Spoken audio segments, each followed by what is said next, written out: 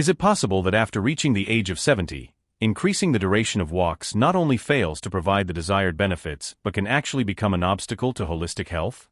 For decades, the public has been encouraged to engage in regular long walks for well-being. However, a significant number of medical professionals now propose a different approach, reducing the emphasis on walking and shifting focus to aspects that genuinely promote health after 70. This doesn't mean walking is inherently harmful, rather it suggests that at this stage of life, the body has different needs. If one continues to view long walks as the primary form of physical activity, they risk overlooking 5 crucial factors that profoundly impact the ability to remain strong, stable, and mentally sharp for years to come. Below, we will explore 5 essential practices whose importance surpasses that of ordinary walking for individuals over 70. These recommendations are not speculative, they are based on the latest scientific research in gerontology, mobility studies, brain health, and ensuring long-term independence. Reorienting efforts in these 5 areas can significantly enhance quality of life, prevent injuries, and even contribute to a longer, more active existence. 1. Leg strength through resistance training. One of the most common misconceptions about aging is the belief that walking alone can maintain strong legs. While walking is undoubtedly beneficial for overall health, its impact is insufficient to effectively counteract the natural acceleration of muscle mass loss after age 70. The truth is, your legs need regular resistance, something to push against, to remain strong, functional, and reliable. Without this targeted load, even if you walk for an hour daily, you still risk losing strength in the very muscles responsible for keeping you upright and moving safely. Consider George, 76, who diligently walked 3 miles every morning. He prided himself on his routine, convinced it kept him in peak physical condition. Yet, over time, George found it harder to get up from low chairs. His legs trembled climbing stairs, and eventually, he fell reaching for a book on a low shelf. His doctor explained something he'd never heard. Walking doesn't fully activate or build all the major leg muscle groups critical for stability. George had endurance, but his strength was slowly slipping away. The muscles supporting your hips, knees, and shins require targeted activation. This is achieved through exercises like bodyweight squats, seated leg raises, resistance band exercises, and standing calf raises. You don't need a gym or heavy weights. Even 2 or 3 gentle strength sessions a week can make a significant difference. Consistency and choosing movements that engage both the front and back of your legs are key. The undeniable truth is, when your legs stay strong, you stay strong. You walk confidently. You rise effortlessly. You prevent falls before they happen. And the stronger your physical foundation, the longer you maintain your independence. Walking is great for your heart, but strength keeps you on your feet. So if you've neglected strength training, believing walking was enough, it's time to give your legs the extra attention they deserve. They've supported you your whole life. They need support to stay strong. 2. Balance and coordination exercises. After 70, one of the most underestimated components of overall well-being is the ability to maintain balance. You might mistakenly believe that daily walks automatically guarantee good balance, but this isn't always true. Walking typically follows a predictable rhythm, one foot consistently placed in front of the other, often on a flat, familiar surface, in a known environment. But real-life balance demands much more. It involves the ability to react quickly, adapt to changing circumstances, and remain upright when things don't go as planned. And if this ability isn't specifically trained, you risk gradually losing it without even realizing it. Take Helen, 80, who prided herself on her daily walk around the block. She was mobile, kept a steady pace, and rarely felt tired. Yet one day when her granddaughter accidentally dropped a ball in the kitchen, and it rolled right to her feet, Helen suddenly lost her balance and fell. The reason wasn't weakness or clumsiness. The problem was that her body wasn't trained to quickly recover from sudden shifts in position. Her coordination had gradually deteriorated, though she hadn't noticed. Balance training can be both simple and incredibly effective. Just standing on one leg while brushing your teeth, walking heel to toe down a hallway, or practicing gentle exercises like Tai Chi or controlled marching in place can help. These practices strengthen the small muscles in your ankles and hips and rewire your brain to react faster to unexpected situations. The moment you trip on a rug, miss a step, or turn too sharply, targeted balance training helps you stay upright, preventing a fall. The key is to regularly incorporate such exercises into your weekly routine. It's important not just to hope for good balance, but to actively test and improve it. Falls are a leading cause of serious injuries among people over 70. And they don't always happen due to physical weakness. Often, they're caused by a momentary loss of control. That's why walking alone isn't enough. You need movements that teach your body to adapt, recover, and stay stable, no matter what life throws at you. So, ask yourself, when was the last time you stood on one leg or turned quickly without holding onto something? These aren't child's play, they are vital skills.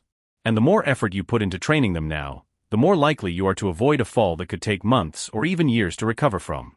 3. Joint protection through low-impact movements.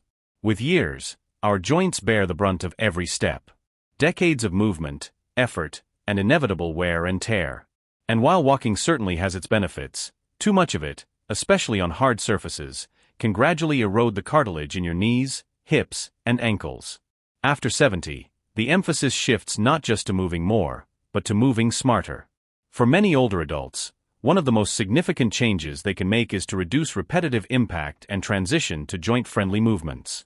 Consider Martin, 73, who walked 5 miles around his neighborhood daily. It was his beloved, familiar routine. But over time, his knees began to ache. He noticed more creaking sounds when he stood up. Climbing stairs became increasingly difficult, and eventually, he stopped his long walks, not by choice, but due to unbearable pain. His doctor told him something surprising. The problem wasn't his activity itself, but how he was doing it.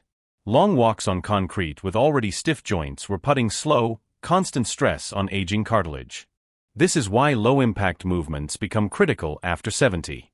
Exercises like gentle stretching, swimming, water aerobics, or riding a recumbent bike can keep you mobile without wearing out your joints. Even simple actions, such as hip circles, seated mobility exercises, or floor stretches, can provide relief and improve flexibility without the wear and tear that prolonged walking on hard surfaces causes. The goal is to keep moving, but to do so in a way that respects the aging body's anatomy. This doesn't mean you should stop walking entirely. It merely emphasizes that walking shouldn't be your only form of physical activity. And especially, it shouldn't be done without giving your joints the care they need. This includes always warming up before any activity, wearing well-cushioned and supportive shoes, avoiding hills or uneven surfaces if they cause pain, and listening carefully to your body's signals. When your body sends signals of discomfort, don't just push through the pain. Many people force themselves to keep walking, believing they are doing the right thing, while their joints are quietly begging for a break or at least, a change of load. The secret to longevity isn't just endurance. It's preservation. And if you want your knees, hips, and ankles to serve you into your 80s and 90s, you must treat them as the irreplaceable parts of your body that they are. Walking less doesn't mean giving up. It means evolving. And your joints will thank you for it every step of the way. 4. Brain stimulation through purposeful mental activity. Most people, when they hear the word health, especially after 70, primarily think of physical exercise. However, many forget that the brain is also a muscle, and it needs the same daily attention as the rest of the body. Walking, while excellent for cardiovascular health, cannot challenge your mind in the way that purposeful mental activity can. For older adults striving to maintain mental sharpness, alertness, and cognitive resilience, neglecting brain stimulation is one of the most serious mistakes. Consider Barbara, 79. Every morning, she walked, read the newspaper, and did household chores. But over time, she began to notice troubling changes. She forgot names more often, lost track of conversations, and struggled to recall her plans for the day. When she mentioned this to her doctor, he asked a surprising question: when was the last time you learned something new? This question resonated deeply with her because, while her body was moving daily, her brain was on autopilot. The truth is, for the brain to stay healthy, it needs novelty, effort, and constant challenges. Activities like learning a new card game, cooking a new recipe, writing a letter by hand, or even mastering a few phrases in another language can activate areas of the brain that may have been dormant for years. And here, perfection isn't the goal, active engagement is. Engaging memory, logic, creative thinking, and concentration all contribute to building cognitive reserves that can help delay or even prevent the onset of mental decline. Furthermore, a growing body of research shows that purposeful mental activity, performed regularly, can improve mood, boost energy levels, and reduce the risk of depression, which is often underestimated in older adults.